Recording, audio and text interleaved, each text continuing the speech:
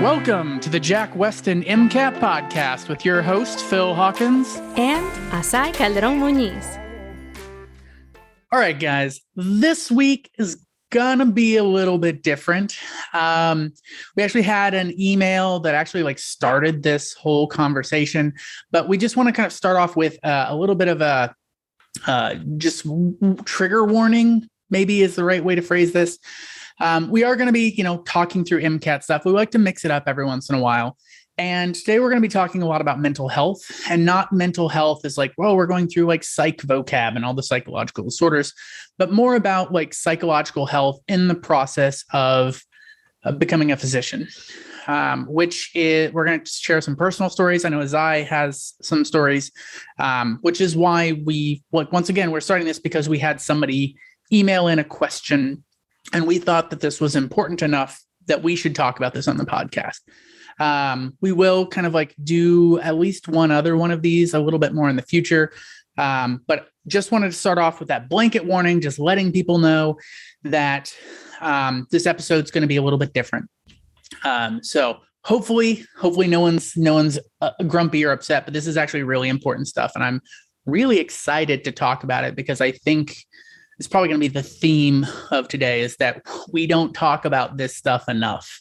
And I think that causes a lot of problems, and just talking about things more will help. And so I think what we're doing here is probably a pretty important thing. Yeah. And I think it's also really important to realize that, and first kind of to back up very quickly. So some of the topics that we'll be talking about, just so that people can kind of decide now how far you're willing to listen. We will be talking about things like anxiety, depression, suicide prevention, all of that. So just kind of bear that in mind. And I completely agree, Phil. We really do need to do better at destigmatizing mental health illness, mental health concerns in medicine. And so thank you to the person who reached out to ask this question. I am going to be sharing some of my story, but like you said, Phil, it really is just about just helping folks understand that you're not alone. Along that same vein, though, don't suffer in silence. And we are not medical professionals. We are not giving you medical advice. We want you and we encourage you to seek help from licensed medical professionals. Should any of this resonate with you, should any of this make you think of someone you care about, anything like that, please reach out to someone. We are here to kind of spread awareness, not to give medical advice. So that being said, just to kind of dive right in, things like anxiety, depression, burnout, suicidal ideation, they are all very prevalent in the community at large, but also in medical school. Pre-meds, this kind of, a lot of folks will recognize this. And then oftentimes something like medical school, which is very intense, very stressful. I know you have experienced this, Phil, can bring that intensity, right? That a lot of people experience, can bring out or bring up concerns that either hadn't been, significant before, or had been, but were lying dormant, things like that. So in kind of my personal experience, and I just want to preface this by saying that this is not something that's easy, because up until I'm a very open person, you guys know this. Up until now, though, I have had the agency of who I tell what parts of my story to. In sharing this to you guys, I want you to understand that this takes that. So we are doing this out of a place of love and caring for you guys, and wanting you guys to be the best version and healthiest versions of yourself that you can be. So I am someone that for years has struggled with PTSD, severe anxiety, depression, and at times suicidality. And that was something that occurred before medical school, but really reached kind of a peak as I had not fully dealt with things once I started medical school. And again, part of why we're doing this is because we want you guys to be at the best possible place that you can be when you get to medical school. And so I also feel like a lot of this, like you said, when things get difficult, these things start to come up a little bit more often. And the MCAT is difficult, and the MCAT is definitely a realm where I start to kind of notice that, like, in some patients, like, or not patients, in some students, I really need to be careful with those words. With some students, like, anxiety and that sort of stuff starts, like, maybe they dealt with it fine before, but now it starts to become a problem. I do think, like, if you notice this while you're studying for the MCAT, like, you need to address it, because in med school, it's like probably going to compound. And so it's always good to kind of catch these sorts of things early. Sorry, don't mean to kind of like, take away from the story there, but I just like feel like this is also something we see all the time in MCAT students. And it like kind of like sends up like the hair on the back of my neck stands up. I'm like, ooh, like, I think we're not necessarily in a place that's a big problem now, but it could be a problem in the future. And like, it's always better to take care of these things earlier, or try to address them earlier. Take care is probably not the right word, but like addressing these things earlier is always better.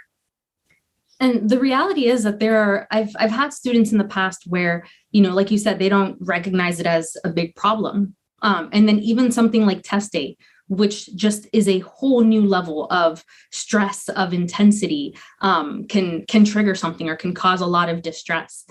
So like you said, addressing it and working on it before it gets to a point where it's debilitating or affecting something like, your ability to succeed on the MCAT is really important. So sorry, I kind of lost my train of thought. No. And there's like, just to kind of like feed into this is not something that we're talking about just because, like, oh, some small fraction of people will worry about this, but like some actual numbers in this, like looking at like studies. And there was one study that had like 122,000 medical students involved. And in that study, it showed that like somewhere between like 1 out of every 3 or 1 out of every 4 medical students like had depressive symptoms or was diagnosed with depression. And as we know, with psychological issues, a lot of these things go unreported because people don't want to talk about them overall. And so that's just depression. That's not looking at like anxiety or even just burnout, which is like amazingly high in this. Like, I would say, like, most people who become a physician, I would say it's more likely than not that they have suffered burnout at some point. And so I just think that there's a lot of people who are listening who are probably like, oh, this isn't going to apply to me. And like, when you look at like the statistics, like across everything here, you're more likely to like have to deal with this at some point than maybe not have to deal with it. And so it's another thing I think is really important to just kind of bring up here. Yeah. There was a smaller cross-sectional study across, I think it was like 7 medical schools. And it was a couple thousand students across those 7 medical schools, and almost half reported symptoms of burnout. And I think it was like 11% or so that reported suicidal ideations. And so there's a very big spectrum of the way that mental health concerns and mental illness can show up. And you don't have to wait, and you shouldn't wait until it reaches, one of those extremes in order to reach out and get help. Those are really important things to do, like we've talked about, very early on. So I kind of want to come back to the question that the student asked that kind of started off this, because I don't think we've actually shared it. So the student reached out and asked about sharing past mental illness on an application. And so I'm really curious to hear your take on this, Phil, kind of as we go through. So, and I don't know if you kind of want to chime in first, or want me to kind of share. I mean, that is a really interesting question. And that's a really interesting thing kind of overall. Because obviously on our application, we want to put our best foot forward, right? It's a lot like dating. Like, you don't show up to a first date like wearing your like old hoodie with like mustard stains on it. Like, that's probably not a good idea. And so like your application process, you are trying to put that best foot forward.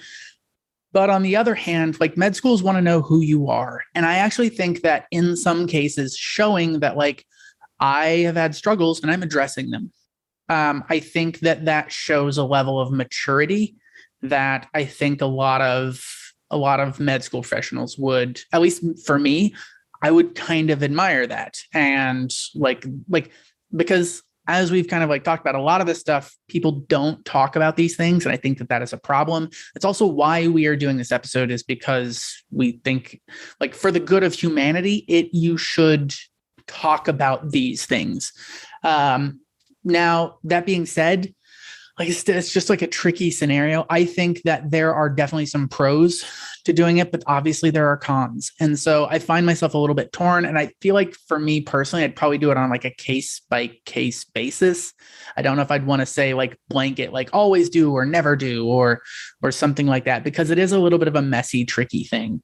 I would say for the good of humanity, everyone should, but like, there's a level of like, I'm trying to get into med school. And so like, maybe I'm not sure. It's kind of a messy, tricky scenario. I agree. And thank you for sharing your perspective. I have a very similar perspective. I agree that, you want to present your best version. That doesn't mean that the mental health component is some awful part of you. If it is important to who you are as a person and what you have overcome and showing your strengths, or if it has played a significant role in why you're choosing medicine or your journey to medicine, I think those are scenarios where it's okay to share, so long as you're comfortable talking about it. Remember that anything you share on your application is fair game for an interview. If they ask you about it and you won't have the capacity to talk about it, it's not something you should share on your application. And I not only do I think, like, can they ask you about it, but they will. They will ask you about it. Like, that's not something that you'll like dodge likely. But yeah, I completely agree. Yeah. And so like we said, right? And I think we've said this before, you want to go to a medical school that's going to care for you as a human being, not just a number, not just a set of metrics. Right. And so if that's something that you feel very strongly that you want and need to share, then it's okay to do so under these kind of clearer and well-defined and well-contained circumstances, right? Knowing that they will ask you about it, knowing that some schools may not be ready to have these conversations, and there's a constant give and take. I do think that a lot of schools are more willing to have these conversations. I think even within institutions, and even in the time that I've been at HMS, I've seen changes in terms of how students are supported or how their mental health is approached. From my perspective, so I don't know if I've actually mentioned this on here before, but most people that have interacted with me for a few years know this. I legally changed my name. And so part of that was because I needed to leave my old birth name kind of behind and all of the negative associations with that. And I started going by a different name in undergrad. And so that meant that when I applied, I had one name as my legal name and one as my preferred. And so for me, sharing that I changed my name for a reason that was very important to me, negative associations, and just leaving it kind of broad allowed me to feel empowered, but also set a clear boundary with the people that were interviewing me, right?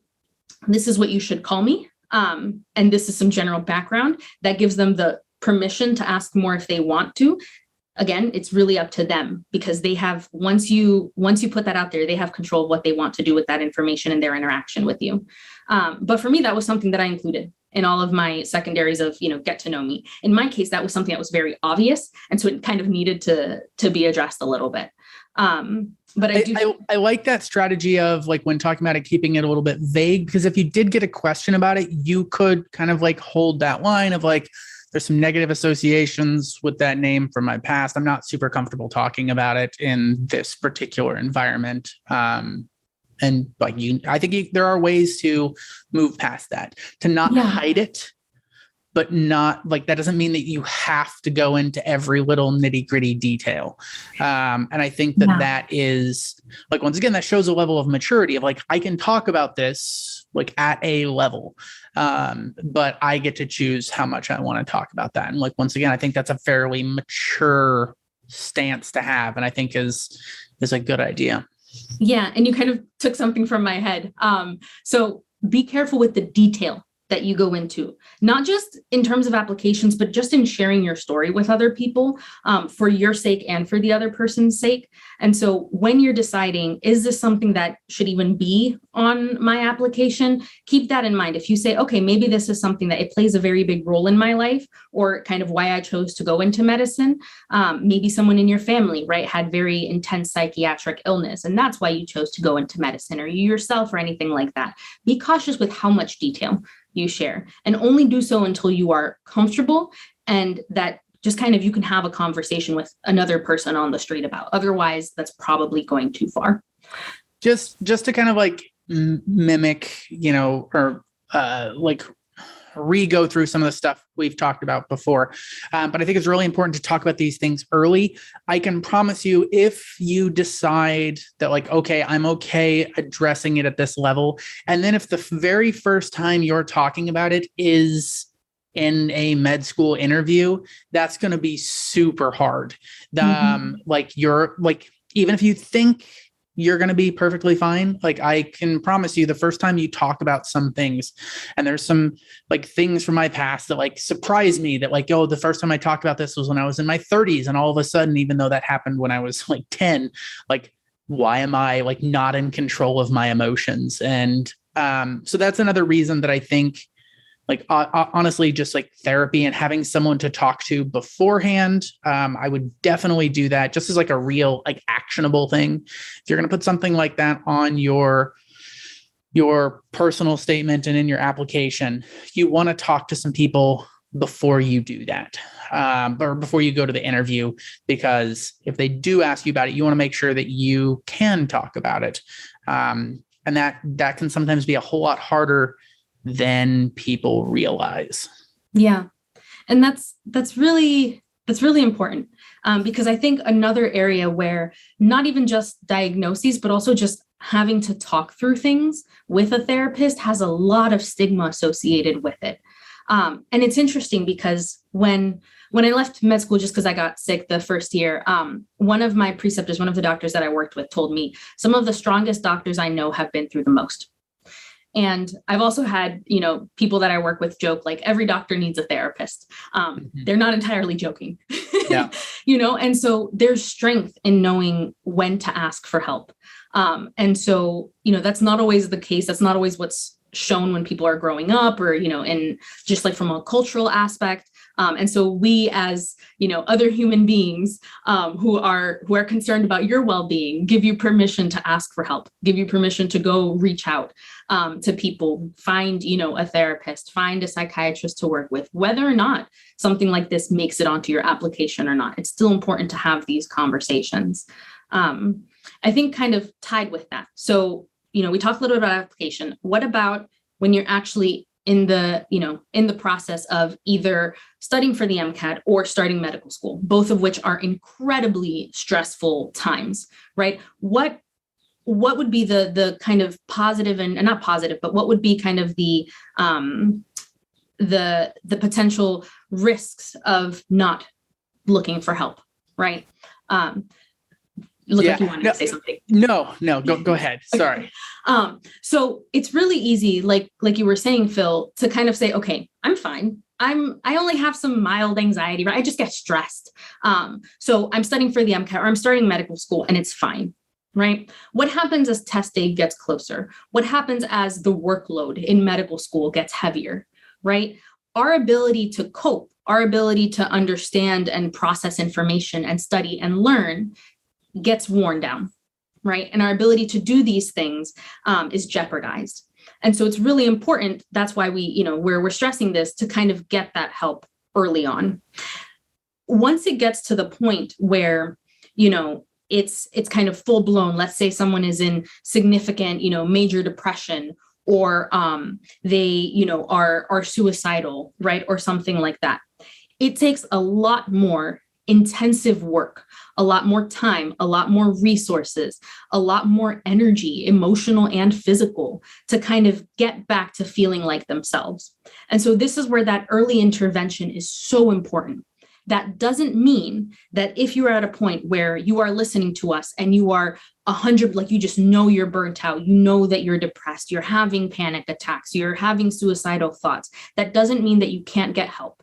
And that doesn't mean that it won't help, right? It just may take some more effort, but that is all the more reason to get help, right? So like we've said, these kinds of really intense environments can aggravate or bring things up that you may not have noticed or that may not have seemed like problems before. But that early intervention gives you the most kind of bang for your buck, the most return for your investment, so to speak.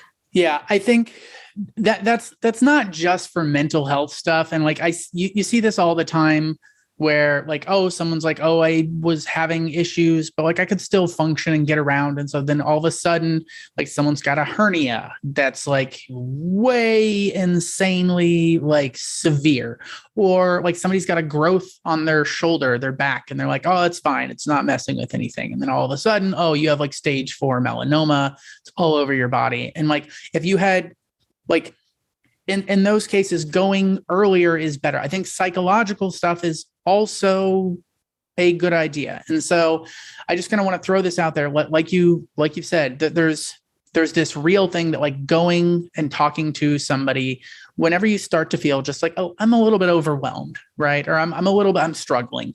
And I think once again, being able to talk about that shows a level of maturity. I think I don't think this is the case, but like I grew up in a very like rural farming town, and like everyone is just like suck it up and like deal with it. Like I am absolutely certain that my grandfathers and my dad, none of them have ever talked to a therapist. My grandfather broke his back in 2 places and was hallucinating because he was leaking CSF, and he didn't go to the hospital for 3 days. He didn't go to the doctor. He just like stayed at home. Like he couldn't move. And like, that's just the way, like that sort of thing is like this like stigma of like, I don't need help. I don't need help. And I think it's not a problem to need help. You said like every physician needs a therapist. I honestly think every person should have a therapist, just someone to talk to overall. But I really encourage you, if you start to feel like just a little bit overwhelmed, which is pretty much everyone at some point when they try to go down this path to becoming a physician, I think it's really important to address that and address it early.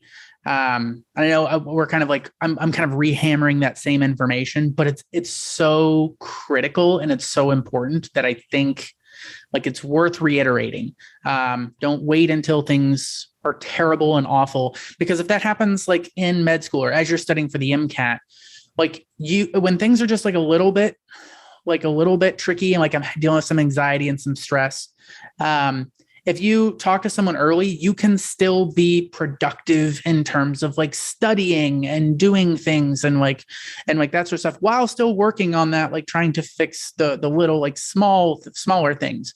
But if you get to the point where you're having like very strong panic attacks, every time you walk into the anatomy lab and things like that, like all of a sudden, like because you put it off so long, it's actually going to impede your ability to function.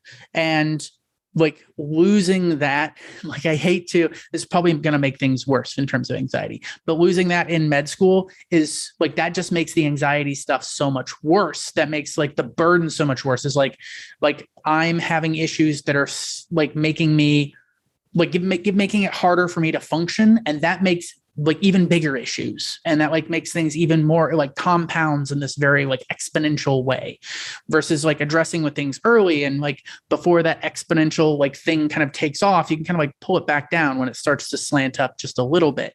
But things can kind of snowball in very serious ways. And like, that's why we're like hammering, like, it's so important to talk to someone early. And I think that is something that is actually way better now than it used to be. It's a lot easier to get help. Most schools in undergrad, I imagine like all major schools in undergrad, have someone that you can talk to, in that process. I know all major medical schools have this, and like the support is there. And a lot of that stigma, like you may have grown up in a place like I did where there's a lot of stigma with that. But if you're going to a medical school, they are going to have way less stigma about this. Like, these are people who eat, sleep, breathe medicine. And this is kind of what this is like helping, like, you know, the psychological stuff as well. And so they understand that, yeah, this is like not a big deal. You're a little stressed. We should talk about this. We should talk about ways to kind of deal with that. And they're not going to like, oh, we shouldn't let this person become a doctor because they got stressed at some point. Like, that's not something that you're going to run into. And I think that, at least for me, that was a fear that I had, is that like, I felt like I'd been raised in this place where you never ask for help. You just suck it up and deal with it. And there comes points where like the exponential curve takes off, and all of a sudden that is so much, like, it becomes impossible to just deal with that and keep going at like the same, like trying to like not let it impede your life. Like that does take off and it becomes impossible. And so that's why addressing it so early is so important. Yeah. Kind of two quick thoughts and then another one to respond to what you said. The first is, there are some communities like, and I say this just comes from my own experience like yours, in the Latinx community, there's just, you do not talk about mental health. You suck things up and you quietly go through. And this is something that just kind of myself and my family, we've had to kind of navigate over the years, and it has taken years to start breaking apart that stigma, but somebody has to have that conversation, right? The other thing is, I once had someone tell me, if a medical school doesn't help you be the healthiest version you can be of yourself, they should take medicine out of their name. And I was just like, I love you. Yeah. Just like, yes. And then the other thing is, and I think, again, we're doing this just so you guys can see that, it's worth the investment and you are not alone. If you are feeling this way, and if you are feeling this way, act on it with the help of a medical professional. When I started medical school, there were some issues, right? There was some anxiety, there were some other things that came up. And I am a very strong-headed, I came out like my mama. I'm a very strong-headed Latina woman.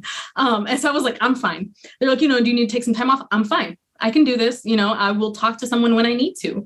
And I was like, I know myself. I know when I need help. And it took me too long to do that. And this year, I have found myself in a place where a lot of what you described applies to me, where it got to the point where I was having difficulty studying. I couldn't retain what I was studying. The anxiety of that made my anxiety worse, which made it harder to study. It has gotten to a point where it affects my ability to be in certain spaces. And now we are playing a game of reaction instead of being proactive. Right. And so now we are having to, and I am so grateful for some of the support that I have here and that it has taken me time to find. But as I go further in my medical school career, I have found these really amazing support people. And I won't say their names for their privacy, but if this ever comes across your table, to both the Dr. H's that have been with me this past almost year, thank you guys for being the first to see me as a person. And they have walked by my side to help me figure out how I can get the mental health support I need while still being the best kind of version of myself and the best medical student I can be. And so being proactive about these things so that you're in a place where you can think ahead, plan ahead, and not find yourself playing catch up and not finding yourself picking up the pieces is so incredibly important. And like you said, a lot more undergrad institutions have this kind of support in place. They are no strangers to people struggling with mental illness. They are no strangers to people being stressed. They are no strangers to people being burnt out. Similarly, medical schools are becoming more aware of this, and not just more aware, but they're starting to realize that they have to act on it. And what's, I think, really powerful is that our generation, like, mine, yours, the ones that are, those of you that are getting ready to start and apply to medical school, us being open and vocal and transparent with each other, but also with administration about what we need, that's what produces change. That's what produces change. I won't go into details about any of the folks that I'm in school with because those are not my stories to tell.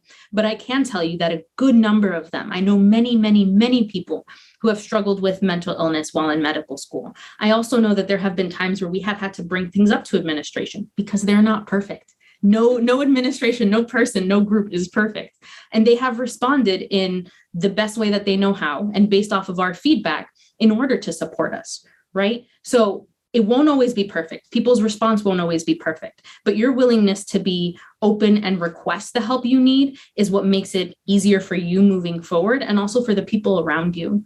And I think that that's a really key thing to keep in mind as you are studying for the MCAT, as you are in undergrad, as you work, because I know some of you guys are working, and as you get ready to move into medical school. Yeah. And I want to be like, this is actually something that Azaii and I talked about actually even before this episode began. We were talking about this. We were a little bit afraid that this was going to come across doom and gloom. Like everything is bad and you're going to hate your life and everything is going to be terrible. There are some amazing moments like from med school. And it was a time in my life that was very difficult, but I made the best friends like I have ever had. I like learned more in 6 months, the first 6 months of med school than I feel like I learned in the entire, like my undergrad career. And so there are some like really, really amazing things there. And like, as we mentioned, things like people being vocal has improved stuff. And there are things that like med schools know that they place a heavy burden on people, and they have done things to try to ease that burden, and they have done things to try to create systems to support. And we just think it's really important for you guys to know that those things exist and that they are aware of these. One of like a great example of that is like changes to residency, like how many hours they can ask you to work when you're in residency. There are caps, and those are things that didn't used to be there. And so like this is something, and that's something that's actually really important, just to just like make sure that we're not burning out and overworking and like overstressing. And it is a little bit of a crucible, like as you go through it, but note that like asking for help is like, I would say like being stressed is, if you go through med school and you are not stressed, that's weird. That's strange. And so just realizing that I don't want to say that like everyone's going to have mental health issues, but everyone's going to be dealing with stress, very high levels of stress, and like developing strategies to deal with that is really critical. And once again, the earlier you start, the better. This is a common saying that just like doctors make the worst patients.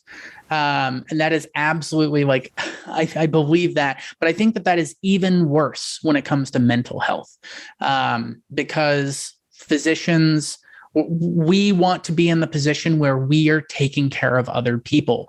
It feels weird for us to be like, I need someone to help me. And like, that is not a sign of weakness. I feel like every physician, I do agree, every physician should have a therapist, but like, I think there's a lot of stuff that physicians deal with that are pretty extreme compared to outside, where like literally life and death stuff happens daily in this career. And I would like to say you win every time, but that's not how it works. And like, these are things that affect people, and like having someone to talk to is really important. And so just like developing those relationships, I'm actually kind of like, a part of me is kind of excited because I realize some of you guys listening to this will probably go into psych. And so there's a chance that some of you guys not only will be like, you know, on the receiving end, but also the giving end, and just kind of understanding where, like what people need and kind of what's going on with this. I will echo, Azaii, what you said. Like, I know a lot of people from med school. Once again, I'm not going to name any names because most of these people are all physicians at this point, and it's just kind of a weird world. But those, like, I feel like the number of people who had struggles in med school or before is higher than the people that didn't. And so just like keeping that in mind, don't feel like you're alone. And I know that most people listening to this are taking the MCAT and like studying for the MCAT portion of this. And like, once again, the MCAT is a pretty intensive thing. I like to compare the MCAT to boot camp, right? Like boot camp is hard. Boot camp is difficult, but it prepares you for what comes next. And so the things that you start to deal with here, there's a lot of people who like this, as you're listening to this, you're like, oh, this would never apply to me. This is not something I need to worry about. If you start to feel some of these things in med school, it's gonna, like, you need to be aware of it. You need to be thinking about it, because those, as we said, those issues tend to exaggerate as the path gets more stressful and more difficult. Yeah. And there will definitely, hopefully, be some of you guys that go into psychiatry. This is also something that even if you yourself aren't dealing with mental health concerns, you might know someone who is. And being kind of keeping an eye out for the people that you care about is so important, right? They may not realize that they are struggling with something, but you realize that they are, crying all of the time or are making comments that, seem out of unusual for them, right? Feeling empowered to check in on them, feeling empowered to be a safe space for people to share some of their concerns with, knowing what resources to direct someone to. So very quickly, we will have some both American and like US and Canadian hotlines in the description if you or someone needs to reach out in the middle of a crisis. But this is something that all of us as just people, as human beings can do for each other, right? Something like bipolar, the person, having the manic or the hypomanic episode may not even realize that they're having it, right? And it might be someone around them who realizes it and helps them, get the help that they need. There are a lot of people who get diagnosed that way. This is something that comes up in medical school, right? Something like ADHD, that's something that I was talking, with someone about, and, comes up a pretty decent amount in medical school. And I wouldn't be surprised if that's also the case in undergrad, right? And, when studying for the MCAT, because these things can kind of make themselves known at this time. So also just keeping in mind that you can do this for other people, and it's not just whether or not you yourself are struggling with something like anxiety, depression, et cetera. The whole, we went through the whole list in the psych outline. So just some things to keep in mind. And there's kind of one last thing that I know is probably a concern for some of our listeners. As women, we will often get told that we are too emotional. Or if you start talking about things like mental health, it's seen that, that's like, it's not a big deal.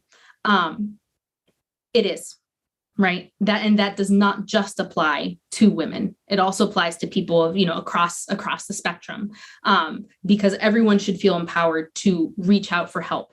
Nothing is so small that it should be ignored, right? If it is affecting your mental health, if it is affecting your ability to do what you need to do, get help for it. There's also this other thing where, and I suspect this happens a lot more again with women, but also women of color, where if you have this kind of lean towards talking about these things, there's this concern that maybe I'll be seen less smart or less of a critical thinker. And this is something that I know myself and some other folks I know have struggled with, because you might get feedback like, oh, you're good with people, and then kind of all the science gets ignored. This is something that took me a long time, and that was part of the reason why I didn't want to reach out for help, because I didn't want to be seen as soft or not critical enough, not capable of doing well in medical school. And this is something that took me a while to realize. I did not get to the school that I'm at not being able to think critically. I'm clearly able to think critically. I'm able to look at, make data-driven decisions, apply, information, understand the sciences. That does not mean that I also cannot at the same time hold caring about people as individuals, caring about their mental health. So if there's anyone here that's concerned that, they might be seen that, oh, I'm too much of, caring about people and not enough of the sciences, and I don't want to be pigeonholed. You don't have to be. You can be both things at once. Amazing at what, the world typically considers critical thinking, and amazing at, taking care of yourself and taking care of the people around you. So I think it's time that we as a society, as a human race, kind of let go of some of this stigma around mental health. And again, this is why we did this, because we want you guys to feel empowered to understand that you are not alone and that you don't have to stay there if you are, and that you can also recognize, hey, maybe I can be of support to the people around me.